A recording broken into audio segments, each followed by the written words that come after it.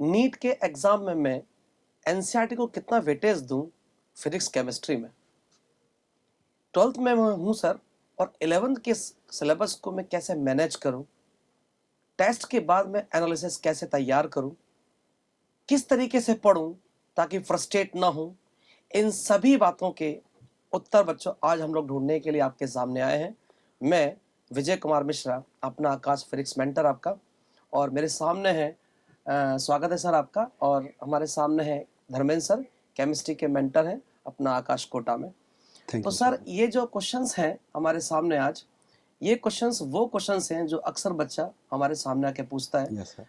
आपसे भी पूछता है, केमिस्ट्री में हम लोगों से पूछता है कि हम एनसीईआरटी को कितना वेटेज दें, और टेस्ट के बाद में हम एनालिसिस किस प्रकार से बनाएं, केवल फॉर्मेलिटी पूरी करें कि अच्छे से उसको बनाएं, और उसका यूज़ हमारे लिए क्या होगा।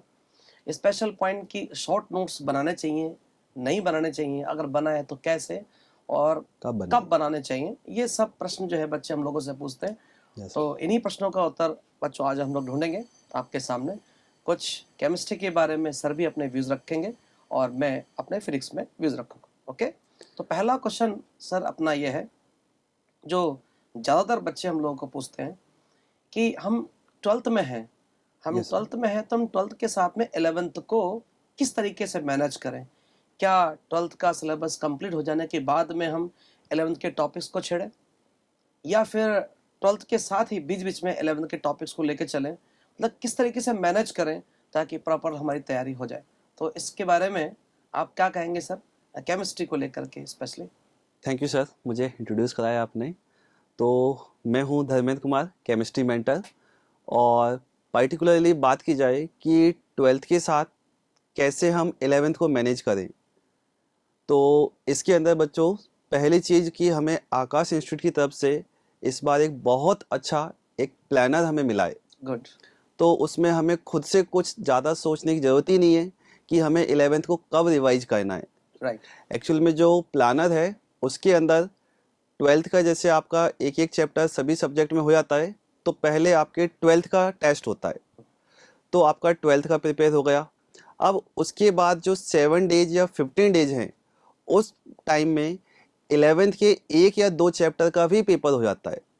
तो इससे फ़ायदा क्या हुआ, बच्चा 12th को तो पढ़ ही रहा है, पैरेलली वो 11th को भी पढ़ते जा रहा है।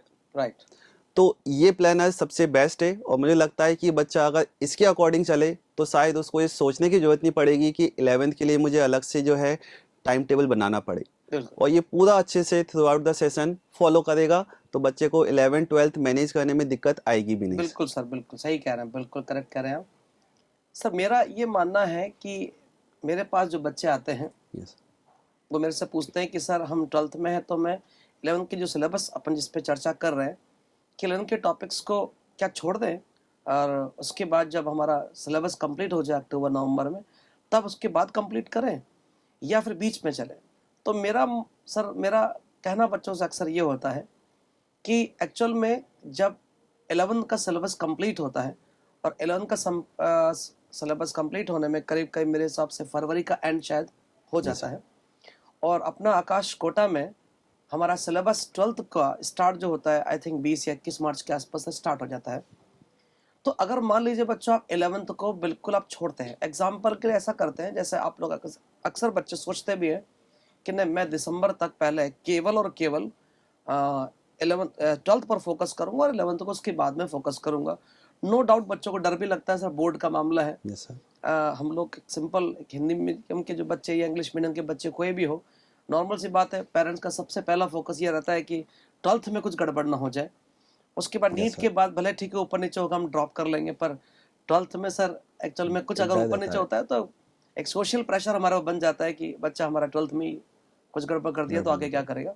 तो मेरा मानना है कि जैसे अगर बच्चे ने अगर ये सोच लिया कि मैं केवल और केवल 12th ही पढ़ूंगा दिसंबर तक, उसके बाद में 11th स्टार्ट करूंगा, तो बच्चों मेरा आपसे कहना है कि अगर 12th तक केवल और आप दिसंबर तक केवल अगर आप 12th का सिलेबस में ही अगर फोकस करेंगे, तो आप 11th का दिसंबर या जनवरी से स्टार्ट करेंगे, तो मेरा मानना ये है कि हो सकता है कि आपके दिमाग में इतना ज़्यादा उस समय प्रेशर हो 12th का, जो कि मार्च में या अप्रैल के फर्स्ट वीक में करीब बोर्ड होता है सभी स्टेट में, या सीबीएसई में देख लें अपन तो भी, तो उस समय तो बोर्ड का इतना प्रेशर होता है, तो आप 11th को टच ही नहीं कर पाएंगे, क्योंकि पेरेंट्स का भी यही कहना रहता है कि नहीं भाई बोर्ड में लगो।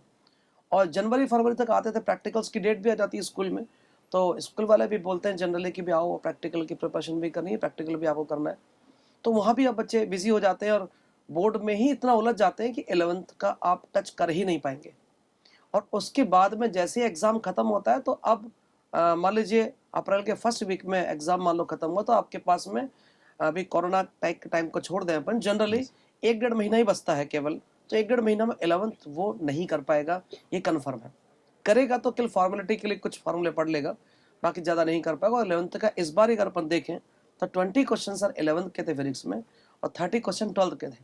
पर 20 क्वेश्चन तो कम से कम फिजिक्स में 11th के तो वो तैयार करना ही है आपको, तो वो नहीं हो पाएगा।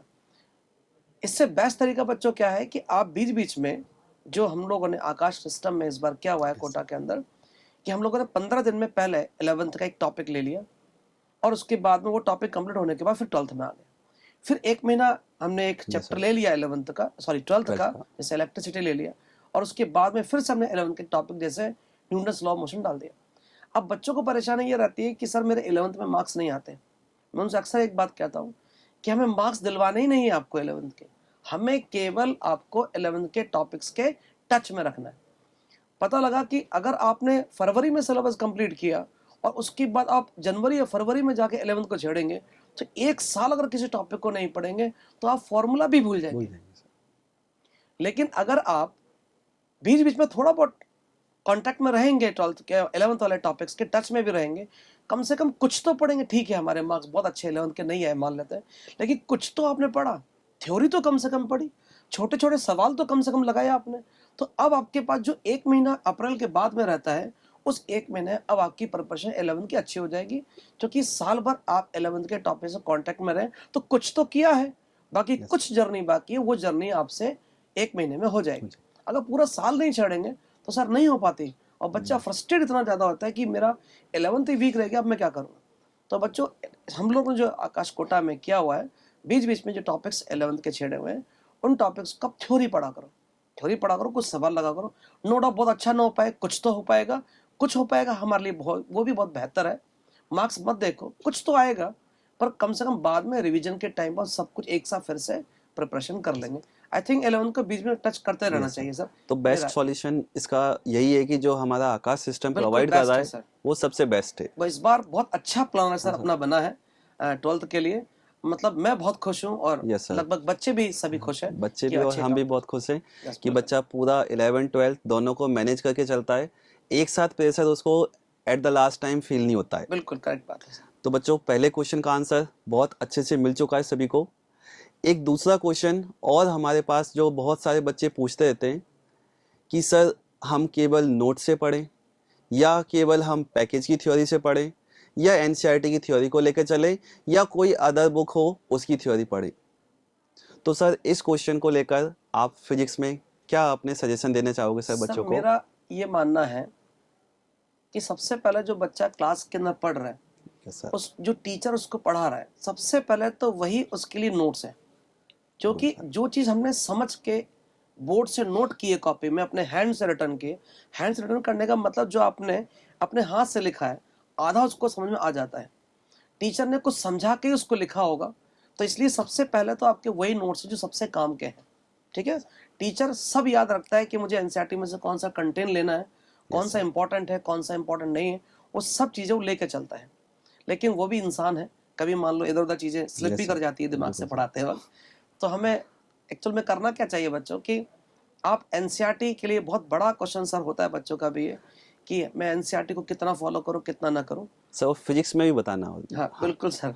तो एक्चुअल में बच्चों क्या होता है, जैसे मैं एग्जांपल देके आपको समझाता हूँ कि रे ऑप्टिक्स में सेकंड या थर्ड पेज में आपको टॉपिक जब स्टार्ट होता है वहाँ से रे ऑप्टिक्स का चैप्टर, तो सेकंड पेज में ही एक चीज़ लिखी हुई है रिफ्रैक्शन को लेकर के, सेकंड या थर्ड पेज पर। तो रिफ्रैक्शन के अंदर वहाँ लिखा हुआ है, जनरली बच्चा ये मानता है सर कि अगर मान लो किसी मटेरियल की डेंसिटी बहुत ज़्यादा है तो उसका रिफ्रैक्टिव इंडेक्स भी बहुत ज़्यादा होता है, ऐसा मानते हैं जनरली। हम लोगों ने भी ये माना था अपने टाइम पर जब हम पढ़ते थे। लेकिन धीरे पढ़ते पढ़ते पढ़ते जब अनुभव हुआ, आज एनसीईआरटी के अंदर एक दिन मैं पढ़ रहा था, तो उसमें सर एक जगह लिखा हुआ था, लास्ट ईयर हम लोगों ने जो एनसीईआरटी के बच्चों हम लोगों ने एक रिकॉर्डिंग भी की हुई है Recording चैप्टर वाइज, भी, अगर yes, आपको sir. पता हो।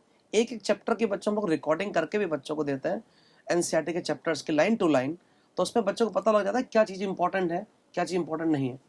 तो वही एक दिन मैं पढ़ रहा था, उसमें मुझे देखा मैंने कि टर्पेंटाइन के बारे में कुछ लिखा हुआ था। टर्पेंटाइन की मास डेंसिटी एक्चुअल में कम होती है, मास डेंसिटी कम होती है, लेकिन फिर भी उसका रिफ्रैक्टिव इंडेक्स ज़्यादा होता है। वहाँ मुझे पहला एग्जाम्पल ऐसा मिला जहाँ पर मैंने देखा कि डेंसिटी ज़्यादा होने का मतलब रिफ्रैक्टिव इंडेक्स Index ज़्यादा होना ज़्यादा नहीं नहीं होता है। है। लेकिन उसके पहले तक मैं अपने खुद में भी जब पढ़ाता था, या जब मैंने खुद में पढ़ाई की थी, हमेशा दिमाग में एक चीज़ रखी हुई थी मैंने कि डेंसिटी ज़्यादा होने का मतलब रिफ्रैक्टिव इंडेक्स ज़्यादा ही होना होता है। तो मैंने वहाँ एग्जाम्पल देखा, मैंने कहा टर्पेंटाइन की मास डेंसिटी कम होने के बावजूद भी इसका रिफ्रैक्टिव इंडेक्स ज़्यादा होता है। इसका मतलब ऐसा कोई फंडामेंटल लॉ नहीं है कि मास डेंसिटी ज़्यादा Yes, होने sir. का मतलब डेंसिटी ज़्यादा होता है। ये हमने खुद नहीं बना लिया अपनी सहूलियत के लिए। तो ऐसा नहीं है, एनसीईआरटी में बहुत कुछ लिखा हुआ है अगर आप उसको पढ़ेंगे। एक एग्जांपल और आपको देता हूँ कि सिंपल माइक्रोस्कोप जो होता है बच्चों, उसका मैग्निफिकेशन 9 से हमेशा कम होता है। उसमें लिखा हुआ है चीज़। मान लो कभी एग्जाम में अगर आ गया कि सिंपल माइक्रोस्कोप का मैक्सिमम मैग्निफिकेशन कितना होता है, 4, 8, 9, 12। अब ये इन्फॉर्मेशन अगर आपको नहीं है तो क्वेश्चन आप नहीं कर पाएंगे। इसका मतलब एनसीईआरटी पढ़ना जरूरी है, इसमें कोई दोहराय नहीं है। लेकिन इसमें एक लाइन और मैं Yes, आपसे sir. बोलूंगा, बच्चे इस सेंटेंस का मतलब ये समझ जाते हैं कि एक एक लाइन पढ़ पढ़ के और उसका कोई वर्ड इंग्लिश का मुझे नहीं आया तो वो गूगल पर जाकर Yes, के sir. पहले उस इंग्लिश का वर्ड का मीनिंग ढूंढते हैं, फिर उसको उसमें मैच करवाते हैं, फिर उस पूरी लाइन का अर्थ समझते हैं। ऐसे नहीं पढ़ना है बच्चों आपको एनसीईआरटी। ये इस तरीके से एनसीईआरटी जो है लाइन टू लाइन, बिल्कुल line to line NCERT. Sir ये नहीं, बायोलॉजी में जहाँ तक मेरी समझ है, केमिस्ट्री में भी शायद, इनऑर्गेनिक केमिस्ट्री में शायद ऐसा पॉसिबल है नहीं, होता ही होगा, मुझे इतना वो नहीं है कंफर्म। लेकिन फिजिक्स में लाइन टू लाइन बिल्कुल नहीं पढ़ना चाहिए। उसमें जैसे आपने देखा होगा एक ब्लू कलर के उसमें बॉक्स के अंदर कुछ कंटेंट लिखा रहता है एनसीईआरटी में, Yes, sir. मैं उसको ज़्यादा प्रेफर करता हूँ कि जो पॉइंट्स टू रिमेंबर होते हैं या फिर समरी जो होती है समझी। उसको एक बार जरूर पढ़ा करो बच्चों। उसमें सब कुछ पूरे चैप्टर की समराइज करता है, उसको पढ़ना चाहिए। और एक बार रीडिंग लगाने में कोई हर्ज नहीं है, लेकिन चैप्टर की स्टार्टिंग में बच्चों नहीं पढ़ना चाहिए। एक बार टीचर पहले उसको पढ़ा दे पूरा चैप्टर को, चैप्टर को पूरा पढ़ने के बाद आपने जो नोट्स बनाए उसको एक बार देख लो, तब उसके बाद आप एनसीईआरटी को Good. टच करो उस चैप्टर से रिलेटेड। तो हो सकता है टीचर ने जो पॉइंट्स रह गए हों, मैंने बताया सर वो Yes, इंसान ही sir. है, वही. कोई पॉइंट्स अगर छूट गया हो तो पॉइंट्स आपको उसमें मिल जाएगा, उसको अंडरलाइन कर लो, और मैं तो कहूँगा उसको अपने नोट्स में ऐड कर लो, ताकि लास्ट टाइम पर आपको ये दिक्कतें ना आए। तो ये ऐसे हमें एनसीईआरटी को बच्चों हर चैप्टर में कवर करना चाहिए, पढ़ना चाहिए, पर ऐसा नहीं कि एक एक लाइन पे ही आप रात भर फंसे पड़े Yes, हैं sir. और उसी लाइन के बारे में सोचते रहे रात भर। ऐसा नहीं करना है। आपको टॉपिक्स को एक्सप्लेन मतलब टीचर ने कर दिया, उसी को आपको समराइज करके दिमाग में रखना है। समरी आपको पढ़नी है, नोट्स आपको पढ़ने हैं। इसके अलावा एक हमारे एक एक्सरसाइज भी होती है सर अपने मॉड्यूल में, एनसीईआरटी में, एनसीईआरटी पेज नंबर ये, NCERT Yes, sir. Page number ये, ऐसे भी लिखा रहता है। जैसे मान लो आपके एनसीईआरटी में एक एडीकरण जो होता है उसको टीचर्स हम लोग पढ़ाते हैं, लेकिन 1-2 सालों से मैं उसमें कंटेंट में ऐड करने लगा कि उसमें कई बार क्वेश्चन ऐसा आया है एग्जाम में, कई बार नहीं, एक बार तो आया ही है नीट में कि एडीकरण का यूज क्या है। तो उसमें 4-5 यूज उसमें लिख दिए, तो वो यूज उसमें दे रखे हैं पॉइंट्स टू रिमेंबर में कि इलेक्ट्रॉन डैम्पिंग में काम आता Yes, है। sir. इसके अलावा जो इलेक्ट्रिक ब्रेक्स होते हैं उसके अंदर भी इसको यूज़ किया जाता है। तो ये यूज़ उसमें लिखे हुए, उसको अपने नोट्स में ऐड कर लो। और हमारे आकाश की जो एक्सरसाइज है इसमें एनसीईआरटी पेज नंबर लिखा रहता है, ये सब ऐसे क्वेश्चन में खूब मिलेंगे आपको, वो कर लिया करो जरूर। और कुछ केमिस्ट्री में वैसी इन्फॉर्मेशन तो होंगी सर ऐसे। Yes, sir. तो केमिस्ट्री में बताता हूँ सर। एक्चुअल में जैसे हमने क्वेश्चन रखा था कि एनसीईआरटी को लेकर चले या क्लास नोट्स को या एक अपना ही पैकेज है सर आकाश का, तो बच्चा तीनों की थ्योरी पढ़ने लग जाता है। और तीनों की थ्योरी पढ़ता है तो होता क्या है, एक ही लाइन जो हमने क्लास में समझाई है उसको एनसीईआरटी थोड़ा डिफरेंट लैंग्वेज में कहता है, बिल्कुल करेक्ट, बिल्कुल पैकेज कुछ डिफरेंट लैंग्वेज में कहता बिल्कुल है। करेक्ट है। और जब बच्चा उन तीनों को पढ़ता है तो उसको ये भी पता नहीं चलता है कि क्लास में जो समझाया है वो क्या है, कन्फ्यूजन हो जाता है। तो कन्फ्यूजन हो जाता है। तो पहली प्रायोरिटी पे मैं क्लियर कहूँगा कि पहले क्लास नोट्स ही चलेंगे। क्लास नोट्स अगर बच्चे ने अच्छे से पढ़े हैं, उनको बहुत अच्छे से समझाए क्लास में, उसके बाद उसको केवल पैकेज से जो है क्वेश्चन सॉल्व करने, थ्योरी अलग से नहीं पढ़नी। थ्योरी हम क्लास में इतनी सफिशिएंट पढ़ा देते हैं कि वो एनसीईआरटी की थ्योरी भी कवर करता है और अपने पैकेज की भी। मतलब टीचर्स जो होते हैं वो पढ़ाओ खुद ही एनसीईआरटी की यस, सारी थ्योरी पूरा को वो उसमें सब कुछ डाल पढ़ा देते के हैं। अब चलते हैं, बच्चों को नहीं पढ़ना होता नहीं है। पढ़ना होता ये तो है। बहुत अच्छी चीज है सर। टीचर ही अगर एनसीईआरटी यस को सर। देख करके अगर टॉपिक्स को पढ़ा रहा है, सब कुछ उसमें लिखवा देता है, तो फिर जरूरत नहीं पड़ती। हाँ, बिल्कुल सही है। ये हम लेके चलते हैं सर केमिस्ट्री में राइट। भी। लेकिन होता क्या है, जैसे आपने एक बात कही सर कि केमिस्ट्री हो चाहे फिजिक्स, इंफॉर्मेटिव चीज़ें बहुत सारी होती हैं, बिल्कुल करेक्ट। और ये हम भी जानते हैं कि बच्चा अगर उस इन्फॉर्मेशन को पढ़ेगा तो याद कर लेगा, उसमें क्यों या ये कैसे वो क्वेश्चन ही ढूंढेगा उसमें। बिल्कुल सही। लेकिन अगर कोई क्वेश्चन है हमारा या कॉन्सेप्चुअल जो है क्वेश्चन चल रहा है, तो उस पर हम क्लास में ज़्यादा फोकस करते हैं। बिल्कुल सही। तो हम क्लास में क्या लेके चलते हैं कि कॉन्सेप्चुअल पार्ट पूरा अच्छे से कवर हो जाए। बिल्कुल सही। थोड़ा सा इंफॉर्मेटिव जो पार्ट होता है वो बच्चे को खुद ही हम कहते हैं कि प्रिपेयर करना होता है एनसीईआरटी से। लेकिन वो पैरेलली नहीं कहते हम कि क्लास में भी आपके क्लास नोट्स चल रहे हैं और आप साथ में एनसीईआरटी पढ़ो। हमारा मेन पर्पज होता है कि पहले क्लास नोट से पूरा चैप्टर कंप्लीट करो, कॉन्सेप्ट क्लियर हो जाए। यस, पूरा कॉन्सेप्ट क्लियर हो जाए। उसके बाद आपको अगर पैकेज देखोगे तो हमारे सेक्शन बी में एक आता है एनसीईआरटी बेस्ड क्वेश्चन। तो वहां पर NCERT based question already given है। मान लो कोई क्वेश्चन या इन्फॉर्मेटिव हमारा मिस हो गया हो, वहां पे क्लियर हो जाएगा। बिल्कुल सही। इसके बाद एक और बहुत अच्छी चीज दे रखी है, एक आकाश जो है एनसीईआरटी मैप भी देता है बच्चों को। बहुत अच्छी चीज है वो। तो वहां पर मान लो अगर कुछ नई चीज अगर दिखे तो एनसीईआरटी मैप से भी हम कवर कर सकते हैं। बिल्कुल सही। मतलब अभी हम एनसीईआरटी पे गए नहीं है, लेकिन एनसीईआरटी हमारी कवर होती जा रही है। बिल्कुल सही है। बिल्कुल। मतलब एनसीईआरटी पे हम क्लियर गए नहीं है, हमने क्लास नोट से हमने देख लिया, हम क्वेश्चंस पे आ गए, हमारे पैकेज के जो क्वेश्चन थे एनसीईआरटी बेस्ड वो हमने कंप्लीट करे। फिर एनसीईआरटी मैप्स को जब हम पढ़ते हैं तो उसमें जितनी भी इंफॉर्मेटिव जो है द फैक्ट कह सकते हो वो सब कुछ उसमें लिखा हुआ है, वहां से भी उनको हम रीड कर सकते हैं। बिल्कुल सही। तो एक तरह से हम ये कह सकते हैं कि हम एनसीईआरटी को फॉलो करते हैं, लेकिन केवल एनसीईआरटी के थ्रू आप जाके आप क्वेश्चन सॉल्व करो वो नहीं होने वाला। बिल्कुल करेक्ट। बिल्कुल करेक्ट सर। ये हम कंक्लूजन कह मैं सकते आपसे हैं। बात बोलूंगा कि एनसीईआरटी है जरूरी, पर केवल एनसीईआरटी के ही दम पर आप फिजिक्स के न्यूमेरिकल नहीं कर सकते। ऐसे ही फिजिकल वाला पार्ट भी होता होगा यस सर। हाँ, मैं एक पॉइंट मतलब और केवल हम ये देखें कि केवल मैं एनसीईआरटी का कोई कंटेंट पढ़ लूं, वो इंफॉर्मेशन मिल जाएगी, फॉर्मूले आपके मिल जाएंगे, लेकिन उसमें लॉजिक लगा करके जो क्वेश्चंस बनते हैं या आपको जो क्वेश्चन लगाने हैं, वो क्वेश्चन आपको खुद को लगाने ही पड़ेंगे। केवल एनसीईआरटी के दम पर मैं क्वेश्चन को सॉल्व नहीं कर पाऊंगा। फॉर्मूले टीचर ने पढ़ाए हैं, उन फॉर्मूले को पढ़ के क्वेश्चन की प्रैक्टिस नहीं करोगे तो फिर एनसीईआरटी हेल्प नहीं करेगी आपकी। तो एनसीईआरटी जरूरी है, लेकिन उसी के दम पर अकेला फिजिक्स में सिलेक्शन नहीं होता। ये मैं आपसे कहना चाह रहा हूँ। आई थिंक सर आप ये भी कहना चाह रहे होंगे। सेम बात मैं ये बिल्कुल रिपीट करना चाहता हूँ कि केवल एनसीईआरटी को लेके हम पूरी केमिस्ट्री में आगे नहीं बढ़ सकते। जैसे अगर मैं कहूँ केमिस्ट्री हमें हर सब्जेक्ट का फ्लेवर देता है। आप केमिस्ट्री को देखो 3 पार्ट में देता है हमारा, physical, inorganic, organic. Right. Physical को आप टोटली आप आपके फिजिक्स से रिलेट कर सकते हो। बिल्कुल सही। कि जो कॉन्सेप्ट आप बता रहे हो कि फॉर्मूला बताया, आपको क्वेश्चन प्रैक्टिस करनी पड़ेगी, तो वहां पर थोड़ा सा एनसीईआरटी का यूज हम कम कर सकते। कम करने को कहा है, मैंने मना नहीं किया है। बिल्कुल सही। और वो सब धीरे धीरे कवर भी हो जाएगा आपका एनसीईआरटी मैप से। बिल्कुल सही। इसका मतलब फिजिकल केमिस्ट्री को आप उसमें एनसीईआरटी को थोड़ा सा कम फॉलो करो, लेकिन वो धीरे धीरे कवर आपका हो रहा है। लेकिन जैसे ही हम आते हैं इनऑर्गेनिक में, तो क्लियरली इनऑर्गेनिक में थोड़ा सा आप बायो साइड जा सकते हो कि हमारा सब्जेक्ट भी उस तरह से हो जाता है। तो उसमें एनसीईआरटी का यूज थोड़ा सा ज्यादा हो जाता है। बिल्कुल सही बात। लेकिन लेकिन पहली प्रायोरिटी पे क्लास नोट्स ही रहेंगे, वो हमें चेंज नहीं करने होंगे। क्लास नोट्स के बाद ही आपको जो है एनसीईआरटी की जो भी कुछ कह रही है वो समझ में आएगा।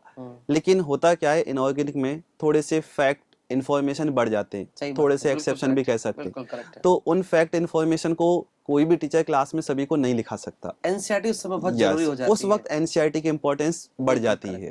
तो इनऑर्गेनिक में एनसीईआरटी की इंपॉर्टेंस बढ़ जाती है। मतलब हम कहते हैं कि हाँ, वहां पर पूरा वो फॉलो होती है। और बहुत सारी चीजें हम खुद बोलते हैं कि यूजेज हुए या फिजिकल प्रॉपर्टीज हुई, ये सब वहां से हमें कवर करनी होती है।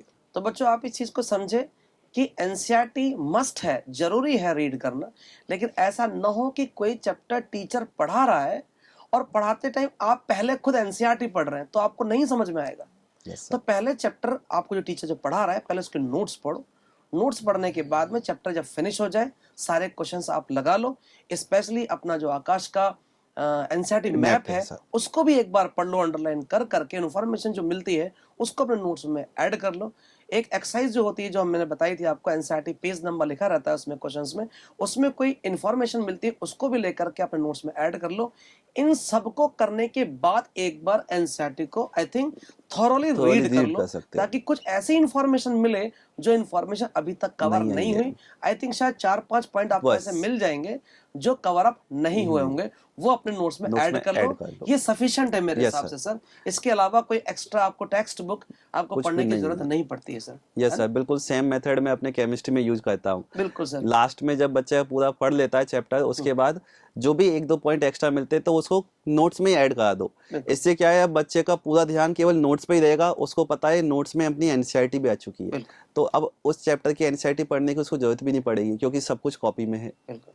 एक क्वेश्चन और अक्सर आता है सर बच्चों के, यस सर। कि शॉर्ट नोट्स हम कैसे बनाएं और यस कब सर। बनाएं, और कैसे उनको पढ़ना चाहिए, एक्टिव कब करना चाहिए, किस मंथ में जाके एक्टिव करना चाहिए, और जो लिखा है वो कितने पेज में कम से कम अपने शॉर्ट नोट्स कंप्लीट हो जाने चाहिए, ये अक्सर पूछता है।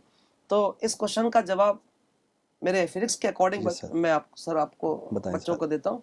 आप थोड़ा केमिस्ट्री में प्रकाश यस सर। डालेगा। तो पहला तो मेरा बच्चों ये है कि जब भी आप नोट्स बनाए, अपने शॉर्ट नोट्स बनाए, मैंने अक्सर बच्चों को देखा है, कुछ बच्चे मेरे पास में आते हैं, चैप्टर जैसे मान लो कोई भी चल रहा है, एग्जाम्पल के लिए मान लो इलेक्ट्रिसिटी चल रहा है, तो इलेक्ट्रिसिटी पढ़ रहा है बच्चा अभी क्लास के अंदर, और जैसे ही चैप्टर कंप्लीट हुआ, अगले दिन वो आता है कि सर मैं इसके शॉर्ट नोट्स बना लूँ क्या। ऐसे शॉर्ट नोट्स नहीं बनाए जाते। क्लियर। दूसरा पॉइंट, एक बच्चा और मेरे पास में शॉर्ट नोट्स बना के लेके आया, तो उसके अंदर मैंने उसके शॉर्ट नोट्स में देखा, उसने डेफिनेशन पूरी लिखी हुई है, फॉर्मूला पूरा लिखा हुआ है। तो मैंने उसको बोला, मैंने कहा शॉर्ट नोट्स अगर तुम 10 पेज में बना के लेकर के आए हो, और मान लो जिससे 30-40 पेज में टीचर ने मान लो चैप्टर कंप्लीट किया है, और तुमने 10 पेज में अगर उसको समराइज कर आपने उसको शॉर्ट नोट्स बनाए हैं, तो ये आपने शॉर्ट नोट्स नहीं बनाए, ये समराइज्ड किया आपने उसको, इस टॉपिक को। आई थिंक वो शॉर्ट नोट्स किसी काम के आपके नहीं है। Short yes notes sir. कब बनाने चाहिए, कैसे बनाना चाहिए, मैं आपको आइडिया देता हूँ। पहली बात तो शॉर्ट नोट्स चैप्टर कंप्लीट होने के जस्ट बाद नहीं बनाए जाते बच्चा। Good sir. हमेशा शॉर्ट नोट्स बनाने के लिए, जैसे अपन नीट की बात करें, मैं एग्जांपल ले लेता हूँ, मई में एग्जाम होता है उसका, और बच्चा 11th का हो चाहे 12th का हो, चाहे सही 12th हम लोग आरएम की बात करें, नीट उसी को देना होता है। तो जब 3 से 4 बार आप रिवीजन कर चुके हैं किसी चैप्टर का, यस सर। कोई भी चैप्टर का, जैसे इलेक्ट्रोस्टैटिक का या मैग्नेटिक फील्ड का, आपने 4 बार उसको रिवाइज कर लिया, 4 बार में बच्चों को एक बात को फील आ जाएगा कि ये लाइन में हमेशा यस भूलता हूँ, सर। और ये फॉर्मूला में जब भी क्वेश्चन आ चुका है, 3-4 टेस्ट दिए मैंने, ये फॉर्मूला जब भी मेरा यूज होता है, मैं हमेशा नीचे या तो 2 पाई लिख देता हूं गलती से, या पाई कभी हटा देता हूं, कभी कनेक्ट कर देता हूं पाई को, मैं हमेशा फॉर्मूले को भूलता हूं। एक ये फॉर्मूला है जो मैं आइसोथर्मल प्रोसेस के अंदर अक्सर भूल जाता हूं, या फिर जनरली एडियाबैटिक प्रोसेस में वर्क डन का फॉर्मूला बच्चा भूल जाता है, P2V2 minus P1 upon gamma minus 1 होगा कि 1 माइनस गामा होगा, ये अक्सर भूलता है बच्चा। या फिर ग्राफ अगर आपको दे दिया जाए, तो ये कौन सा ग्राफ स्ट्रेट लाइन वाला आइसोबारिक है कि आइसोथर्मल है, एडियाबैटिक है, ये भी भूलता है। तो 4 बार पढ़ने के बाद आपको ये फील होगा कि ये चीजें मैं अक्सर भूल रहा हूं। तो जो चीजें आप भूल रहे हैं बार बार, उन्हीं को शॉर्ट नोट्स में लिखा जाता है। शॉर्ट नोट्स जो है वो एक फॉर्मेलिटी नहीं है कि बनाना बहुत जरूरी है। मान लो बाई चांस मैं किसी चैप्टर में कोई फॉर्मूला भूलता ही नहीं हूं, मैं सब कुछ याद रख सकता हूं, तो मैं शॉर्ट नोट्स क्यों बनाऊं। Yes sir. ऐसा नहीं है कि शॉर्ट नोट्स बनाने पर ही सिलेक्शन आपका, ऐसा नहीं है कि मतलब मस्ट कंडीशन नहीं है। आपको ऐसा लगता है कि इस चैप्टर के अंदर मैं ये कंटेंट हमेशा भूलता हूं, 4 बार पढ़ लिया, 4 बार टेस्ट भी दे लिया, जब भी क्वेश्चन आता है मैं हमेशा भूल जाता हूं, तो उस लाइन को आप अपने शॉर्ट नोट्स में ऐड कर लो। और शॉर्ट नोट्स एक चैप्टर के मैक्सिमम मतलब 10 पेज 15 पेज में जो टीचर ने पढ़ाया होगा, ज्यादा से ज्यादा उसको आधा या 1 पेज में आपके पूरा आपको लिखना होता है। वो चीजें जो आप भूल रहे हो, डेफिनेशन शॉर्ट नोट्स में नहीं कभी लिखी नहीं जाती। आती। इस डेफिनेशन लिखने के लिए जब आपका एग्जाम बोर्ड का होता है, उसके एक 15 दिन पहले, 5 दिन पहले, 10 दिन पहले एक बार तमीजदार इंसान की तरह आप रट्टा मार लो, एग्जाम में आप यस सर। अच्छा स्कोर कर लोगे। 95% 90% भी सर रट्टा मार के बन जाती है, लेकिन इसका मतलब ये नहीं कि वो सिलेक्शन आपका नीट में हो गया। मार्क्स वहां पर अच्छा परफॉर्म करना है, 12th में अच्छी परसेंटेज बनाना, मतलब ये नहीं कि आप नीट पे भी सिलेक्ट हो गए। नीट थोड़ा सा अलग कहता है। तो शॉर्ट नोट बच्चों हमेशा कब बनाने चाहिए, अक्टूबर या नवंबर के आसपास बनाने चाहिए, उन चैप्टर के जो चैप्टर आपके निकले हुए 2-3 महीने हो चुके हैं, उन चैप्टर के एक दिन बैठ करके बनाना है, 4 दिन भी नहीं लगाने हैं उसको। एक दिन रात को बैठो और आप देखो उसमें कौन सी अक्सर आप भूल रहे हो, जो आप बार बार याद नहीं आती है टाइम पर आपको, तो उनको आप Yes. उसको लिख लो। और ये सब क्यों बनाए जा रहे हैं वो भी मैं आपको समझाता हूँ, कि उसको आप एक हैंडबुक की तरह जेब में उस कागज को रख सकते हैं। जैसे मान लीजिए एग्जाम आपके 4-5 दिन पहले बचे हैं, बच्चों ह्यूमन टेंडेंसी होती है कि जब एग्जाम होता है तो अगर उसको 4-5 रजिस्टर इतने मोटे मोटे यहाँ रख दिए जाए और बोला जाए 4 दिन 5 दिन बाद आपका एग्जाम है, तो शायद वो डर जाएगा कि यार 5 रजिस्टर में कैसे पढ़ूंगा, तो वो अपने आप ही डिमोटिवेट हो जाएगा। और वहाँ उस समय हमारे सबसे ज्यादा कॉन्फिडेंस बच्चों बहुत जरूरी होता है। तो आपको लगेगा कि मेरे पास ये जेब में 5-6 पेज लिखे हुए हैं, ये 6 पेजों के अंदर मैं पढ़ लूंगा, मेरा सारा कंप्लीट, बाकी सब को याद है। जिनमें मुझे कन्फ्यूजन होता है, जो मैं अक्सर भूलता हूँ, कि मेरी पॉकेट में है, पॉकेट निकाला, ऑटो में भी जा रहा है, लास्ट टाइम पर एक बार 6 पेजों कोई दिक्कत नहीं पढ़ने में, ये हमने पढ़ लिए, इसका मतलब पूरा सिलेबस मेरे हैंड में आ चुका है, कॉन्फिडेंस आपका बढ़ जाएगा। तो मैं इस तरीके से बच्चों आपको शॉर्ट नोट्स बनाने होते हैं। कम से कम चैप्टर को 3-4 पढ़ने के 3-4 बार पढ़ लो पहले, उसके बाद शॉर्ट नोट्स बनाना है। और चैप्टर को टीचर को कंप्लीट किए हुए कम से कम 2-3 महीने हो जाए, बार बार रिवीजन कर रहे हो, टेस्ट दे रहे हो, रिवीजन कर रहे हो, टेस्ट दे रहे हो, तब उस चैप्टर का शॉर्ट नोट्स बनाओ। ऐसा नहीं कि चैप्टर खत्म हुआ और अगले दिन ही आप शॉर्ट नोट्स बनाने बैठ गए और 4-5 पेज भर के ले आए और आपने बता दिया कि सर मैंने शॉर्ट नोट्स बना लिया। शॉर्ट नोट्स टीचर को दिखाना जरूरी नहीं है, ये आपके काम की चीज है, आपकी काम आएगी, इसलिए अपने पास ही रखना है। और सबके शॉर्ट नोट्स अलग अलग होते हैं, कॉपी नहीं कर सकते। हो सकता है सर को कोई चैप्टर बहुत अच्छा आता हो, मुझे इस चैप्टर में ये वाले फॉर्मूले में डाउट हो, और हो सकता है जो चैप्टर मुझे बहुत अच्छा आता हो इनको नहीं आता हो, तो इनको जो नहीं आता हो वो शॉर्ट नोट्स में लिखेंगे और जो मुझे नहीं आता मैं अपने शॉर्ट नोट्स में लिखूंगा। बच्चे सर कभी कभार जेरोक्स करा कर खेले आते हैं कि सर मैंने भी शॉर्ट नोट्स बना लिए, ऐसा नहीं करना होता है बच्चे, ठीक है। तो केमिस्ट्री में Yes, सर sir. क्या सजेशन देंगे इस पर? सर केमिस्ट्री के अंदर अगर मैं कहूँ पहले तो कि हमारा क्वेश्चन था शॉर्ट नोट्स को लेकर, बिल्कुल तो एक पहले क्वेश्चन का आंसर दूंगा शॉर्ट नोट्स हम बना क्यों दें। बिल्कुल बिल्कुल। क्योंकि शॉर्ट नोट्स अगर नहीं बनाए तो हम क्या कह सकते हैं कि नीट में हमारा सिलेक्शन होगा या नहीं। हम्म तो इस क्वेश्चन का आंसर बहुत सिंपल सा है कि आप जो शॉर्ट नोट्स बना रहे हो वो किसी एक कॉम्पिटिटिव एग्जाम के लिए बना रहे हो, यस वो आपका एक नॉर्मल एग्जाम नहीं है। और उस एग्जाम के अंदर आपका कोई एक चैप्टर नहीं आ रहा है या एक चैप्टर का कोई एक टॉपिक नहीं आ रहा है, बिल्कुल सही। तो आपका सिलेबस बहुत वास्ट है और उस पूरे सिलेबस को आप विद इन 2 डेज या 3 डेज कवर कर पाओ, उसी के लिए ज़रूरी है कि शॉर्ट नोट्स बनाएं हम। बिल्कुल करेक्ट, बिल्कुल क्योंकि correct। अगर आप नीट से जस्ट 3 दिन पहले जैसे आपने कहा कि आप सारे रजिस्टर को काउंट करो, शायद केमिस्ट्री में खुद मैं कह सकता हूँ 4-5 रजिस्टर भर जाएंगे सर। बिल्कुल सही, मुझे बहुत वही पता है फिजिक्स एग्जाम में के 4-5 लगेगा, दिन पहले। हाँ वही बॉटनी जूलॉजी में। हम्म, अगर केवल बच्चे को यूं भी बोला जाए ना कि बेटा एक एक पेज पलट, तो शायद एक दिन में वो केवल पेज ही पलटते रह जाएगा बिल्कुल सही है। और फिर भी उसको कुछ याद नहीं होगा, जितना पेज पलटेगा डिमोटिवेट डिमोटिवेशन होगा। बिल्कुल सही है। तो शॉर्ट नोट्स बनाने का पर्पज ही ये होता है कि आप पूरे अपने जो सिलेबस है उसको एक बहुत शॉर्ट वे में इस तरह से लिखो जिससे सारी चीजें रिकॉल कर पाओ आप। बिल्कुल सही, एक क्वेश्चन का आंसर हमें मिल गया कि हम शॉर्ट नोट्स बना क्यों रहे हैं। बिल्कुल सही है। ठीक, अब क्वेश्चन आता है कि हम बनाएं कैसे, हम्म, कब बनाएं। तो इसके अंदर जैसे आपने कहा कि सर आपके पास तो बच्चे चैप्टर खत्म होने के बाद लेकर आते हैं, हम्म, जिन बच्चों से मैं मिलता हूँ वो तो एक क्लास खत्म हुई उसी के बाद लेकर आते हैं कि अच्छा। सर आज के लेक्चर के ये शॉर्ट नोट्स हैं। सही तो बात। समस्या बहुत गंभीर है। सही बात है। अब इसको शायद मैं वो ये समझ रहे हैं कि ये इसको करने से ही सिलेक्शन होता सिलेक्शन है, हो जाएगा, ये मतलब करना ही पड़ेगा यस हमको, सर, ऐसा शायद मान लेते हैं और वो स्टार्टिंग से ही लग जाते हैं। जन 11th के होते होंगे 11th में भी सर, बिल्कुल सही। हाँ, हाँ। 11th के अंदर ये ज्यादा प्रॉब्लम आती उनको है। इतना आइडिया होता नहीं ना। यस, हाँ बिल्कुल। तो एक्चुअल में जो जैसे आपने कहा कि कब बनाना है उसी तरीके से केमिस्ट्री में चलता है। मैं खुद बच्चों को क्लियर मना करता हूँ कि स्टार्टिंग में बच्चों पहले चैप्टर को कंप्लीट होने दो, उस चैप्टर की थ्योरी आप अच्छे से कवर कर लो अपने नोट से, उसके क्वेश्चन जितने भी पैकेज में वो सारे लगा लो आप।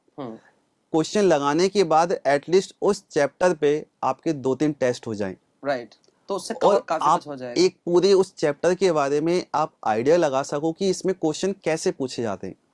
बिल्कुल सही। कि सर ने भले ही वो कॉन्सेप्ट एक बताया या एक लाइन लिखा है, लेकिन उसी कॉन्सेप्ट में क्वेश्चन की वैरायटी कितनी सारी आ रही है। Right right. तो पर्टिकुलरली जैसे मैं कहूँ कि केमिस्ट्री के अंदर जैसे अभी एक चैप्टर चलता है हमारा, बहुत ज़्यादा दिक्कत करता है मोल कॉन्सेप्ट।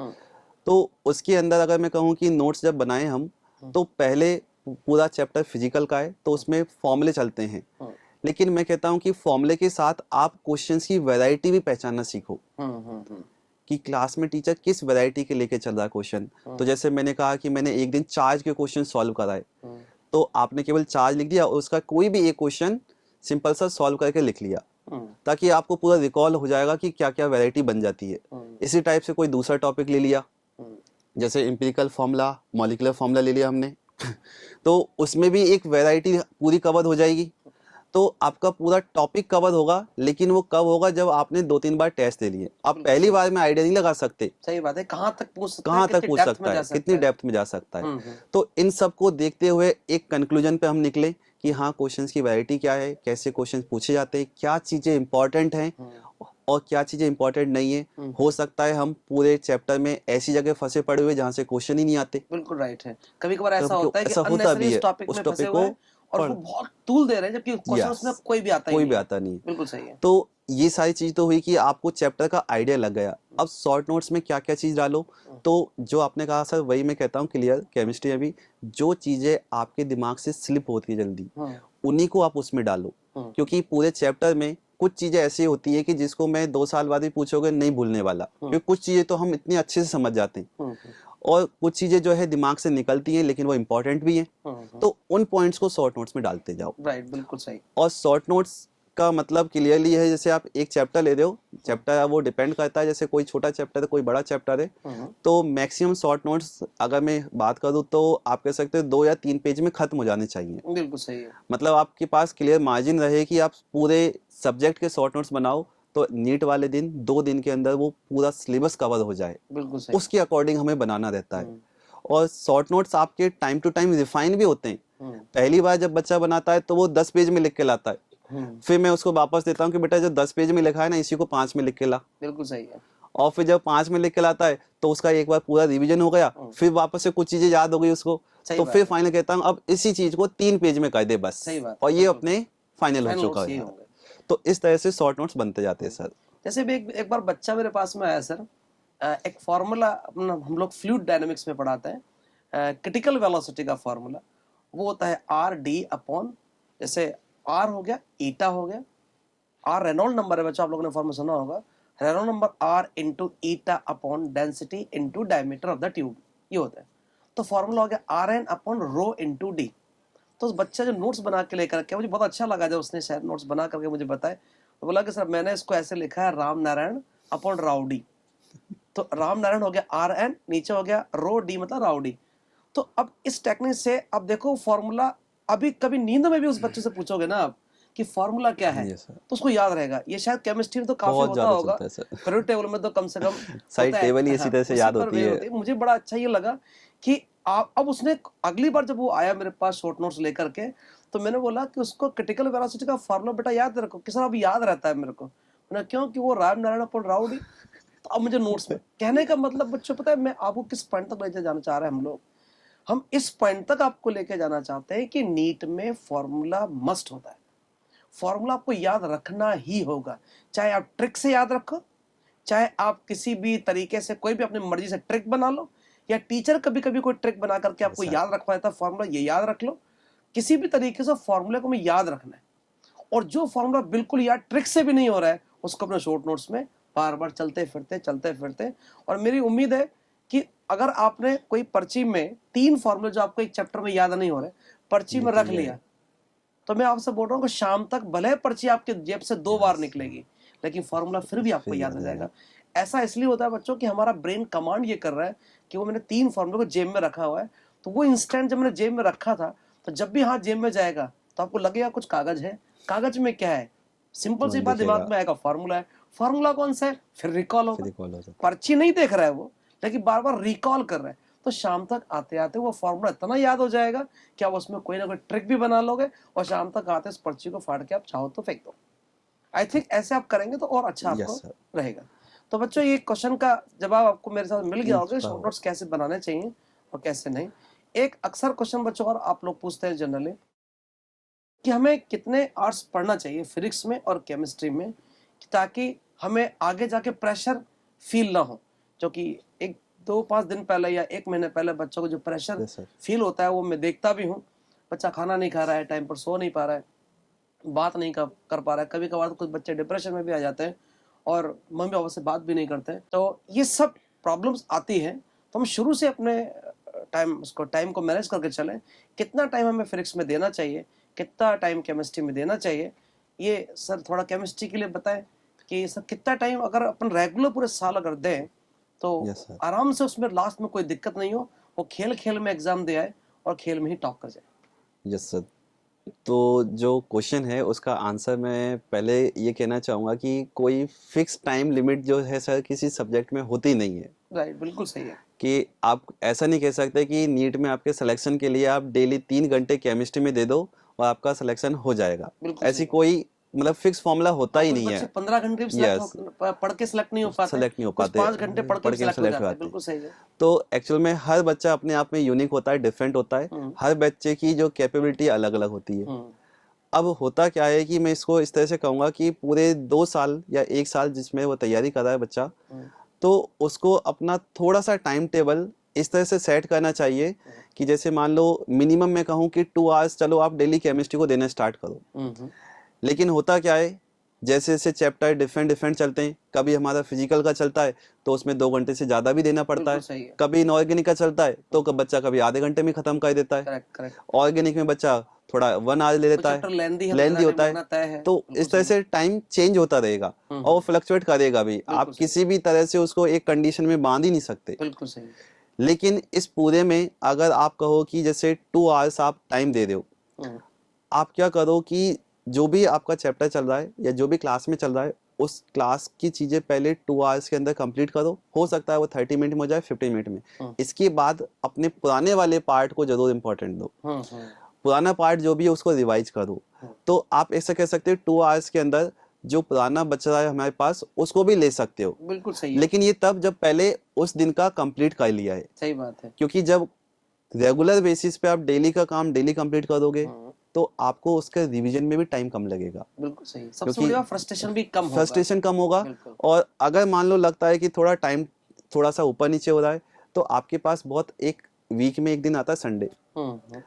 और यहाँ पे आकाश की बात की जाए सर तो हमारे पास जो टीचिंग का जो हम कह सकते हैं टाइम टेबल है वो 5 डेज क्लास चलती है। तो बच्चे को सैटरडे भी मिलता है। बिल्कुल सही बात। तो 5 डेज में जो भी थोड़ा ऊपर नीचे उसका हो रहा है, किसी में कम पढ़ लिया किसी में ज़्यादा पढ़ लिया, तो सैटरडे को पूरा बैलेंस कर सकता है। बिल्कुल सही। बच्चों ये अपने कोटा आकाश में ये जो बहुत अच्छा कॉन्सेप्ट है इस बार का कि इस सेशन के अंदर हम सारे बैचेस, अब तो शायद आरएम Yes, वाले sir, बैचेस में बिल्कुल। भी हो जाएगा 12th पास वाले यस स्टूडेंट्स सर। में, कि हम लोग वीक में केवल 5 दिन क्लास रखेंगे। तो कॉन्सेप्ट ये है कि मंडे से लेकर के फ्राइडे तक फ्राइडे खूब पढ़ाई करो, आप खूब पढ़ाई करो।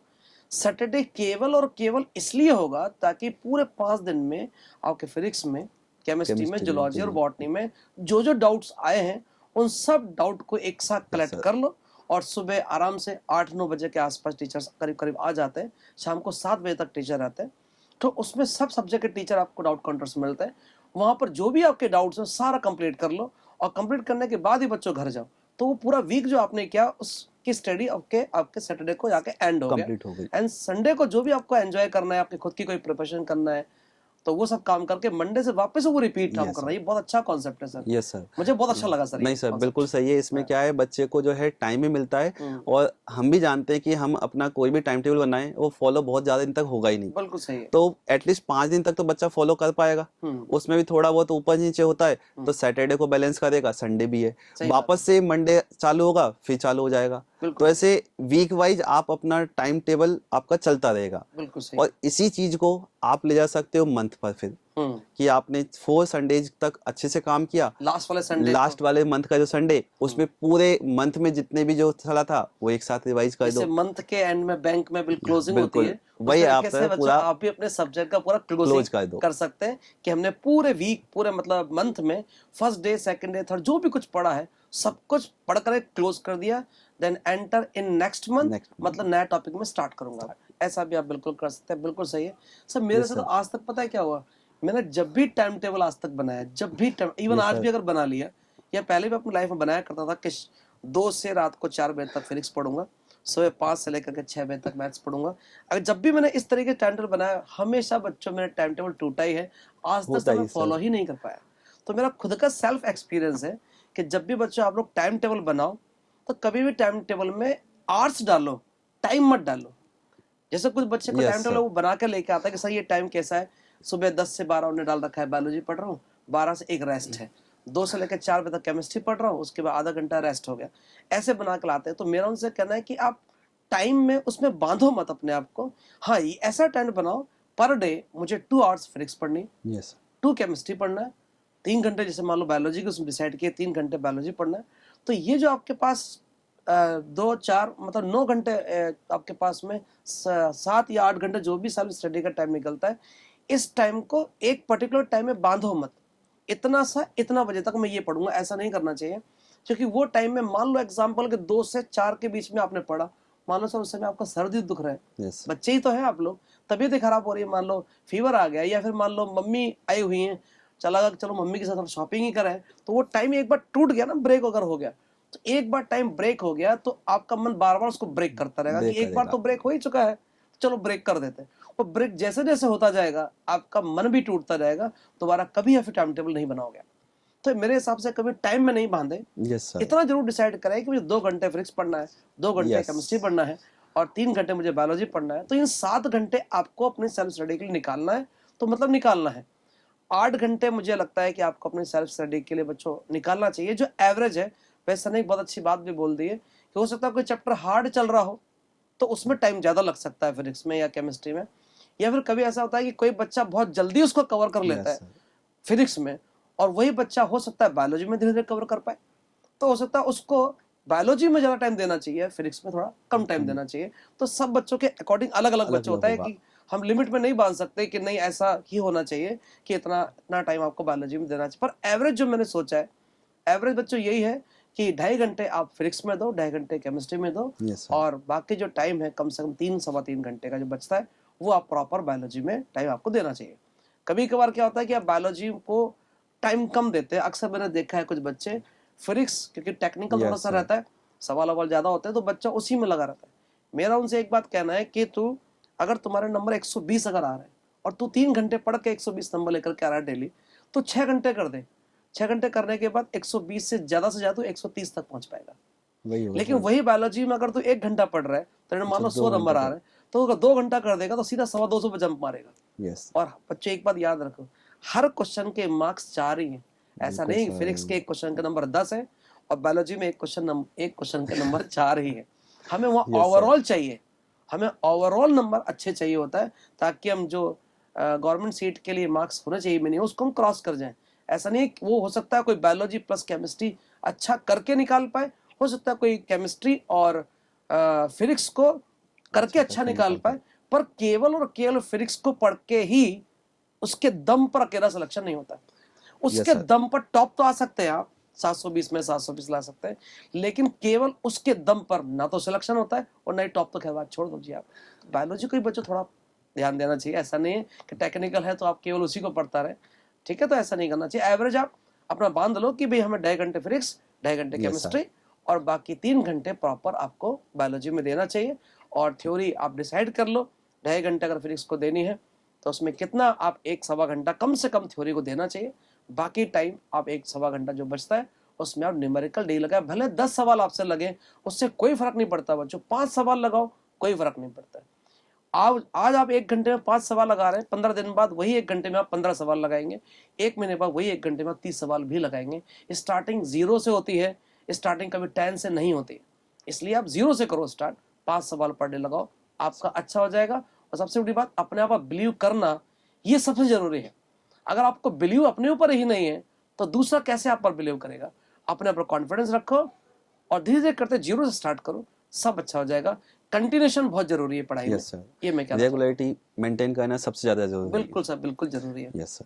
तो एक क्वेश्चन और बच्चों का आता है बहुत हमारे पास कि हम पेपर एनालिसिस को हम पूरे आकाश सिस्टम में बहुत ज़्यादा इम्पोर्टेंस देते हैं। तो सर पेपर एनालिसिस कैसे बनाया जाए और इसकी इम्पोर्टेंस क्या है, वो सर हम जानना चाहेंगे सर। एक्चुअली बच्चों जो टेस्ट देने के बाद में अब जब बाहर निकलते हैं, घर जाते हैं, सबसे पहला बच्चा मेरे हिसाब से आंसर चेक करता है मेरे मार्क्स कितने हैं। Yes sir. हम मतलब ये मान के चलिए कि 99% आज का जो स्टूडेंट होता है वो मार्क्स से अपने आप को चिपकाता है। मार्क्स अच्छे तो मैं पढ़ने वाला, मार्क्स अच्छे नहीं तो मैं नहीं पढ़ने वाला। आप इन मार्क्स को कभी भी इस चीज से पहली बात तो कनेक्ट ही मत किया करो, दोनों बातें बिल्कुल अलग अलग है। दूसरी बात, जब आप मार्क्स जब भी आपने आंसर को चेक करें और मार्कशीट को चेक करें, उसके बाद आपने क्या क्या कौन कौन से क्वेश्चंस गलत किए उनको देखना इसलिए जरूरी है क्योंकि अगर आपको ये पता लग जाए कि इस चैप्टर में मैंने ये क्वेश्चन गलत किया और पिछली बार जब मैं टेस्ट देने गया था इसी के अराउंड आसपास इस टॉपिक क्वेश्चन पूछा गया तो वो भी मैं गलत ही किया था, उसके पिछले टेस्ट में जब मैं गया तो इसी टॉपिक मैंने एक क्वेश्चन और गलत किया था, इट मीन्स मेरा ये टॉपिक कंटिन्यू वीक ही चल रहा है। इस चैप्टर में सब कुछ ठीक है पर ये टॉपिक मुझे हमेशा दिक्कत करता है। मैं टीचर के पास जाता हूँ और उनसे बोलता हूँ कि सर ये टॉपिक या तो दोबारा समझाओ या इसमें ऐसा क्या है जो मुझे समझ नहीं आ रहा है, एक बार समझा दो। एनालिसिस केवल इसलिए बनाया जाता है कि आपको आपकी आंखों के सामने एक तरह से मान लीजिए मिरर है, वो एनालिसिस मिरर है कि जिसमें आप देख पाते हैं कि ये मैंने गलती करता हूँ अक्सर, ये गलती मैं अक्सर करता हूँ, ये गलती मैं अक्सर करता हूँ। क्योंकि जब इंसान को ये पता लग जाता है, सुधरने का पहला तरीका क्या है कि पहले आपको गलती पता लगना चाहिए। जो गलती को मानेगा ही नहीं, गलती को उसको पता ही नहीं चलेगा कि मैं गलती क्या कर रहा हूँ, वो सुधरेगा कैसे? भाई आपको पता रहेगा कि उस रास्ते में नहीं जाना है, क्यों? क्योंकि वहां पर पुल टूटा हुआ है, तो आपको पहले जा चुका कोई ना कोई, या आप जा चुके तो आपको पता लग गया पुल टूटा है, तो उस रास्ते पर नहीं रहेंगे। तो वैसे एनालिसिस केवल इसलिए बनाते हैं हमें ये पता लग जाए कि ये क्वेश्चन मैं बार बार गलत कर रहा हूँ, ये क्वेश्चन को मैं ढंग से नहीं पढ़ा, इसका मतलब मैं एग्जाम के टाइम पर कहीं ना कहीं घबरा जाता हूँ और ये क्वेश्चन को ध्यान से नहीं पढ़ता हूँ। वहां लिखा हुआ है 3x2 दिखता है 3x3, तो कहीं ना कहीं फोबिया भी रहता है, प्रेशर भी रहता है, मैं उस प्रेशर में ही गलत कर आता हूँ और हर बार मेरे से 2 सवाल ऐसे गलत होते ही हैं। तो इसका मतलब एक पॉइंट और निकल के सामने है कि मुझे एग्जाम के टाइम पर घबराना नहीं है। आपने प्रेशर जितना भी बन रहा है उसको रिलीज करना आना चाहिए, आपको प्रेशर ज्यादा नहीं लेना चाहिए। और आगे हम बढ़े, पता लगा मैंने सिली मिस्टेक कर दी। अक्सर सर कहा करते हैं कि सिली मिस्टेक नाम की कोई चीज होती नहीं है, ये अपनी गलती, नॉर्मल गलती को छुपाने का एक बहुत बढ़िया सा वर्ड है सिली मिस्टेक। क्या ये टाल देते हैं कि गलती से गलती हो गई, मैंने नहीं की सर, गलती से गलती हो गई, मैंने गलती नहीं की, अपने आप को सेफ बचा लिया आपने। सिली मिस्टेक नाम की कोई चीज नहीं, मिस्टेक तो मिस्टेक ही होती है। आपने कोई कैलकुलेशन गलत कर रहे हैं तो क्यों कर रहे हैं, इसका मतलब कंसंट्रेशन आपका सही नहीं था उस समय। तो 3-4 बातें अगर पूरा पेपर को फाइनली आप रिजल्ट नीचे दोगे तो 4 पॉइंट समझ में आएंगे। आपने ठीक से रिवाइज नहीं किया होगा, दूसरा कैलकुलेशन मिस्टेक आपने की होगी, तीसरा जल्दबाजी में कोई ना कोई किया होगा, या फिर टाइम मैनेजमेंट आप 3 घंटे का नहीं बिठा पाए होंगे। आपने टाइम ज्यादा बायोलॉजी में दे दिया होगा, केमिस्ट्री में दिया होगा, तो आधा घंटा ही केवल फिजिक्स में बचा होगा, इस बार छोड़े होंगे। तो 4-5 पॉइंट निकल के सामने आएंगे। इसका मतलब आपको इन 4-5 पॉइंट पर आपको वर्क करने की बहुत ज्यादा जरूरत है। अब बच्चे करते क्या है, वो एनालिसिस बना करके ये क्वेश्चन छोड़ दिया, ये क्वेश्चन कर लिया, ये क्वेश्चन सिली मिस्टेक से हो गया गलत, इसमें ये हो गया, फोटो उसका स्क्रीनशॉट लेके टीचर को भेज देते हैं। फिर वही वर्ड मैं आपसे बोलूंगा कि ये आपके लिए है, ये टीचर के लिए नहीं है। आप इसको फॉर्मेलिटी की तरह मत लो कि सर ने बोला था तो मुझे करना है, मैं एक ओबीडिएंट स्टूडेंट में आता हूँ, सर को बुरा लगेगा कि आपने अभी तक नहीं किया, सर बोलेंगे तुमने ऐसा क्यों नहीं किया अभी तक, तुमने इसका एनालिसिस क्यों तैयार नहीं किया, तो तुम उसका एनालिसिस करके फोटो खींच के भेज रहे हो। ये आपके लिए है। आपने कोई सिली मिस्टेक कर दी, अब टीचर क्या करेगा उसमें, पेपर आपको देना है। सिली मिस्टेक दोबारा ना हो, टीचर सजेशन ले सकते हो पर अप्लाई आपको करना है ना। तो आप वो एनालिसिस अपने पास ही रखो, देखो कहां कहां पर मैं गलत कर रहा हूं। तो अब अपने एनालिसिस तैयार कर लिया, अब अगला टेस्ट अगर आप जब देने जा रहे हो 15 दिन बाद, तो एक बार उस एनालिसिस को पढ़ लो। 1 मिनट लगेगा, बच्चों से ज्यादा नहीं लगेगा। ये पढ़ के देख लो, मैंने ये मिस्टेक की, फिर मैंने ये मिस्टेक की थी, लास्ट बार ये मिस्टेक की थी, इस बार कोशिश करूंगा ये मिस्टेक नहीं करूंगा। अगली बार आप जब पेपर देने 15 दिन बाद जाएंगे, उस एनालिसिस को पढ़ के गए, पिछले एनालिसिस को, तो देखना आप 10 गलतियां आपने की थी, इस बार आपसे 9 गलती होगी, लेकिन 2 एक्स्ट्रा नई गलती भी होंगी। तो इसका मतलब गलती होगी 11। इसका मतलब जो आपने गलतियां पहले 10 की थी उसमें एक गलती को आपने सुधार लिया, पर एक नई गलती और सामने निकल के आ गई। ऐसे हर बार कोई ना कोई गलती खत्म होगी और एक नई गलती आप करके आएंगे। लेकिन एक बात ये देखो, गलतियों की भी लिमिट है ना। जितना गलती आप कर सकते हैं, आप कोचिंग में टेस्ट देते हो कर लें, जितना खेलना है आप बाहर गलियों में खेल लो, पार्क में खेल लो, पर रणजी ट्रॉफी और सेमीफाइनल में गलती नहीं चलती सर। वो हमारे लिए फाइनल मैच है नीट वाला, तो जो गलती करनी यही कर लो। गलती को ऑब्जर्व कर लो, गलती पर कुछ काम कर लो, जब लगभग सारी गलतियां खत्म हो जाएगी तो वहां आपसे गलती होगी ही नहीं। और गलती नहीं होगी तो आप वैसे फिल्टर हैं, और फिल्टर तो आप जानते हैं अच्छा ही होगा, तो वो आपके अच्छे मार्क्स वैसे ही आने हैं बच्चों। ज्यादा टाइम आपको अपनी गलतियों को सुधारने में करना है। अच्छे तो आप लोग हैं ही, लेकिन अगर आपने गलतियों को सुधार लिया तो पॉलिश हो जाएगा डायमंड, तो वो अपने आप ही चमकेगा, ब्रिलियंसी देगा, अपने आप स्पार्कलिंग करेगा इस दुनिया में। समझे बच्चों? तो इसलिए आई थिंक जो एनालिसिस बनाना चाहिए वो आपके खुद के लिए होता है, और उसको बनाना ही चाहिए, हैबिट में डाल लो अपने, ताकि आपको गलतियां अपनी पता लगती जाए। कोई अगर आप उसका सॉल्यूशन नहीं निकाल पा रहे तो टीचर के पास एक बार आ जाओ कि सर ये गलती मैं हर बार 3 टेस्ट में लगातार इस पे कर रहा हूँ, मुझे क्या करना चाहिए। तो टीचर अपने एक्सपीरियंस से उसको करेगा और उसी को फिर फॉलो भी करना है आपको। ये मेरे हिसाब से होना चाहिए सर। सर बिल्कुल, इस पॉइंट पर मैं एक और अपनी राय रखना चाहूँगा कि हम बच्चों को तो सिखाते ही हैं, बिल्कुल और उसी के दम पे बच्चे मार्क्स लेकर आते हैं। बिल्कुल करेक्ट है। लेकिन मैं बच्चों को क्लियर कहूँगा कि बच्चों, आपका जो बेस्ट टीचर है ना, वो आपकी मिस्टेक्स हैं। बिल्कुल राइट, बिल्कुल बहुत बढ़िया क्योंकि टीचर तो सिखा रहा है कि क्या सही करना है, बिल्कुल सही है, लेकिन जो गलतियां आपके निकल के आ रही हैं वो ये बताएंगी कि तुम्हें क्या नहीं करना है। बिल्कुल सही। और बच्चों जब बहुत बढ़िया पॉइंट दिमाग बोला है में सर ने। ये बातें रहेंगी कि हमें क्या नहीं करना है, तो वो ये भी पता है कि उसमें गलत करने से क्या हो रहा है, या जब उसको आप कर रहे हो तो ये गलती कर रहे हो, आपके दिमाग में वो रहेगा कि ये हम गलती कर रहे हैं, अब ये गलती करना बंद करनी है। तो धीरे धीरे क्या होगा, आप जब मिस्टेक करना खुद बंद कर दोगे, आपके मार्क्स सडनली बढ़ेंगे। बिल्कुल सही। और बहुत सिंपल सी बात है, अपना नीट का पेपर जो होता है उसमें अगर मैं कहूँ कि आप जब मार्क्स इंक्रीज करते हो तो +4 +4 +4 से बढ़ते हैं, लेकिन जब नीचे आते हो ना, सडनली -5 -5 -5। बिल्कुल सही है। तो जितना आपको मतलब आप 3 क्वेश्चन सही करने में गए तो आपने 3 क्वेश्चन को सही किया, लेकिन वहां पर आपने 3 क्वेश्चन को रॉन्ग किया तो वो आपको सीधा -15 पे ले मतलब आया। बड़े तो हम 12 धीरे रुपए, धीरे लेकिन लॉस हुआ मेरा 15 रुपए 15 का, का। अल्टीमेटली लॉस हो गया 3 रुपए का यस, मेरा। और वही होती है कि बिल्कुल सक्सेस धीरे धीरे मिलती है, लेकिन जब उतरने होता है तो वो जल्दी फटाफट डाउन से होता मिलता है, है, डाउन बिल्कुल जल्दी होता है। बच्चों तो अपना अपनी गलतियों पर स्पेशली आप वर्क क्या करो। और मेरे हिसाब से बेस्ट टीचर बच्चों वो होते हैं, आपको ऐसा लगेगा कि हम लोग ऐसा कर रहे हैं, कि बेस्ट टीचर वही होते हैं जो आपकी मिस्टेक्स पर काम करते हैं, क्योंकि जो आपको आता है उसमें हम काम क्यों करेंगे। इसीलिए टीचर कई बार आपको यह भी कह रहता है कि बेटा ये गलती की आपने, दोबारा मत करना, तो कुछ बच्चों को सब बुरा लग जाता है। लेकिन जो अच्छा स्टूडेंट होता है, या आप लोग भी सोचना अगर कभी आपने ऐसा किया हो, तो उसको कभी टीचर की बात का बुरा मत माना करो, कि बेस्ट टीचर वही होते हैं जो आपकी छोटी छोटी गलतियों पर वर्क करते हैं। आप कई बार टोके कि ये गलती मत करो, अगली बार से वो गलती नहीं करेंगे, और जो आप सही कर रहे हैं वो तो आप सही कर ही रहे हैं, तो उसमें क्यों टीचर काम करेगा।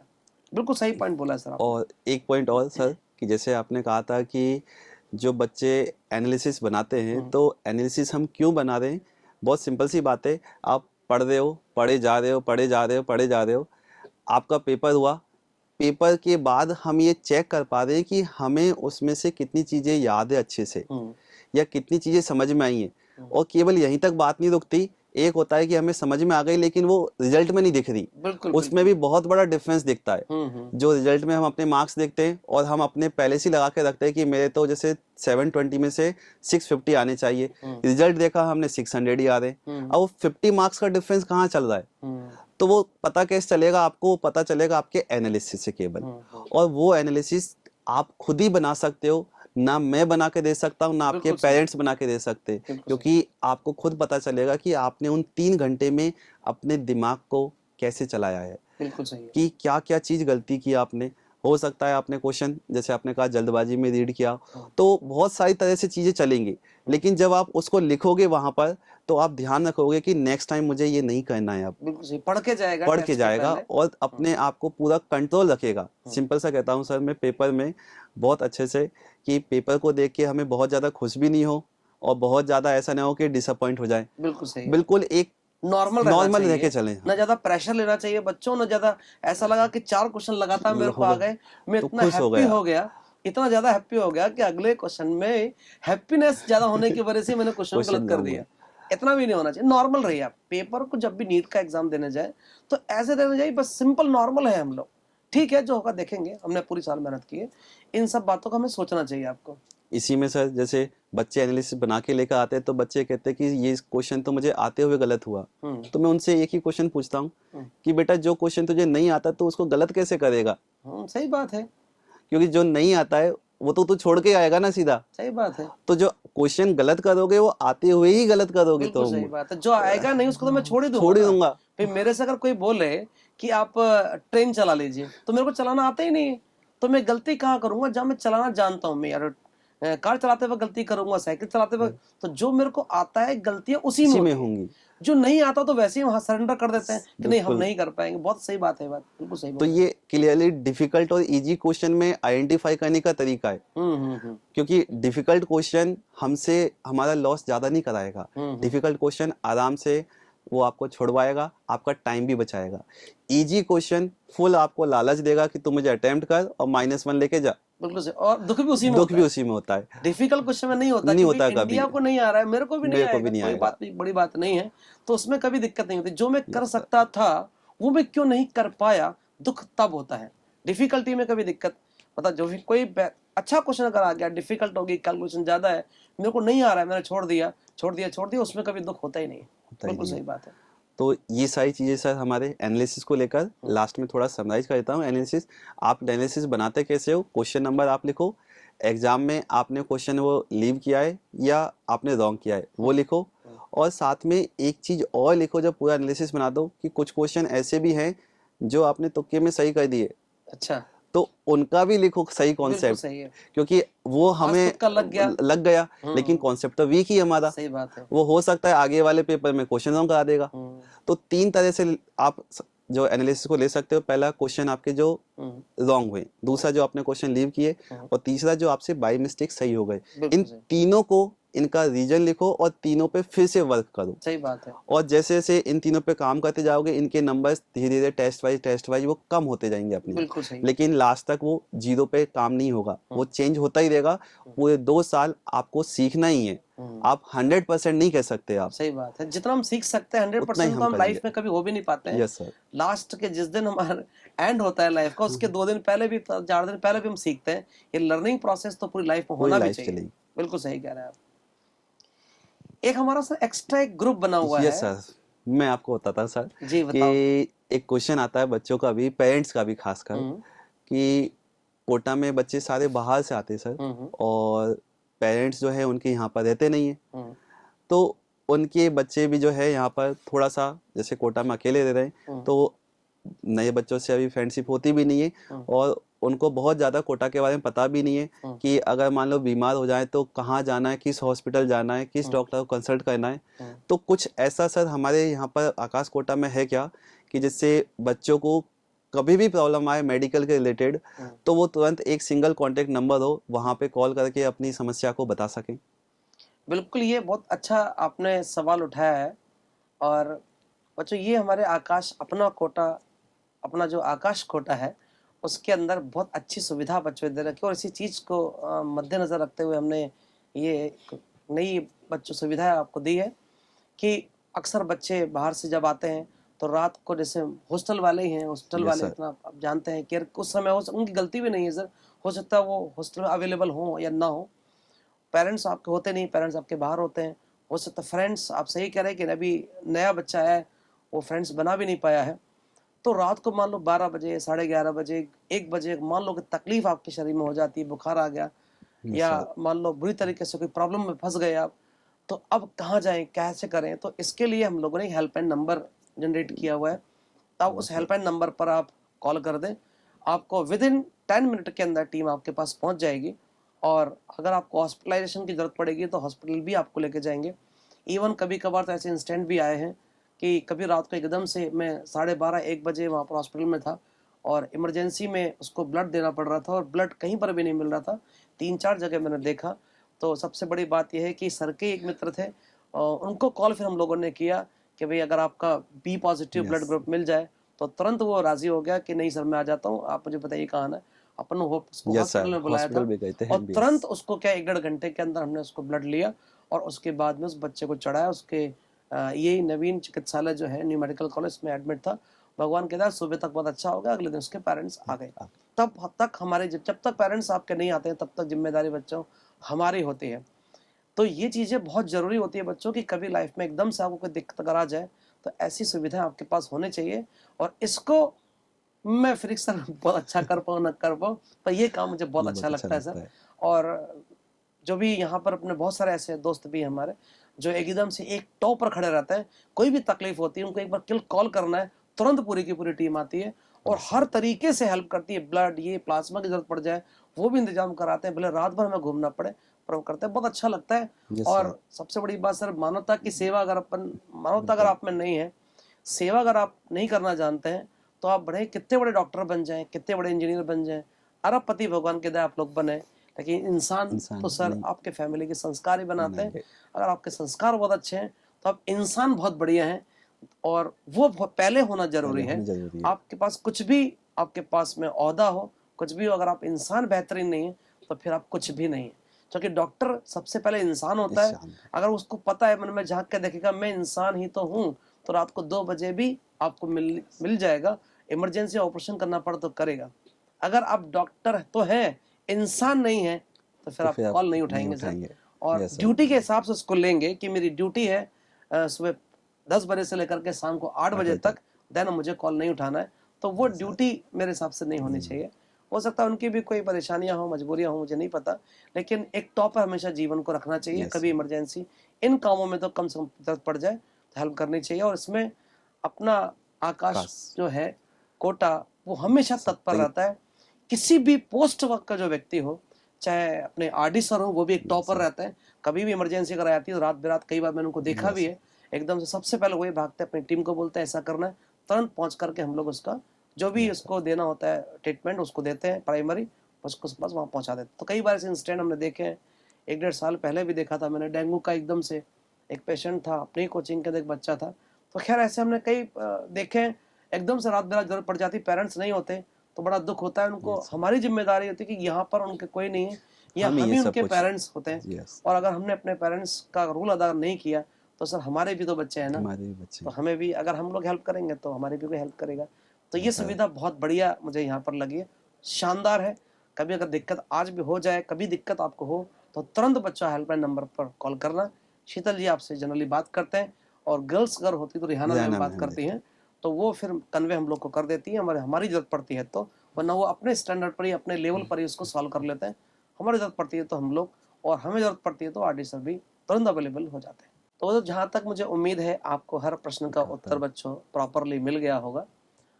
तो आज हमने कोशिश पूरी की है आपके जो ऐसे कॉमन क्वेश्चंस के जवाब देने की, सर ने केमिस्ट्री में, मैंने फिजिक्स में, जो अक्सर आप लोग के डाउट्स जनरली होते ही हैं।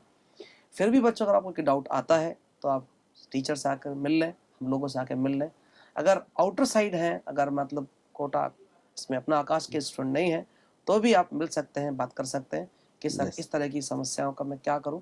वो आउटसाइड के हैं तो भी आप आकर के मिल सकते हैं, ऐसा कोई दिक्कत वाली बात नहीं है। जो भी आपको बताया गया उन पर आप अमल करना, एनालिसिस टाइम पर बनाना, जो आपको बताए हैं तरीके, और करना, फ्रस्ट्रेट मत होना, अपने आप को खुश रखने की कोशिश करना, और चेहरे पर हैप्पीनेस सबसे ज़्यादा जरूरी बच्चों होती है। अपने आप को हेल्दी रखो, हैप्पीनेस रखो, उससे पढ़ाई करते रहो। मम्मी पापा के जो संस्कार हैं उनको दिमाग में रखो, दिल में रखो, और जब सभी लोग की जब हो सके अच्छी कोशिश करो कि भाई हमारी तरफ से किसी को तकलीफ ना हो, और टीचर को पूरी तरीके से रेस्पेक्ट दो। यही मैं आशा करता हूँ कि आपका जीवन सफल बने, और बहुत बहुत बहुत ज़्यादा आप लोग राइज करें, इतना तरक्की करें कि जहाँ हम लोग को देख करके खुशी हो कि हमारा पढ़ा हुआ बच्चा एक बहुत अच्छे मुकाम पर आज है। तो थैंक यू बच्चों, टाइम पर हो सका तो और आगे आपके इन्हीं क्वेश्चंस का, नए क्वेश्चंस के मतलब प्रश्नों का उत्तर देने के लिए हम लोग फिर से अवेलेबल होंगे। तब तक के लिए नमस्कार।